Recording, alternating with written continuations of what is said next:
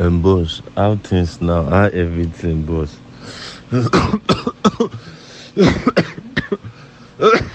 Bros, I the reason say make I come dey your side small for this period. I don't know, maybe you go let me come dey abeg. I would like make you reply with voice notes, bros. Bro, send your lappy and your phone. Any other thing where I go inherit with Bianca. May I inherit all of them because now that you did like this one.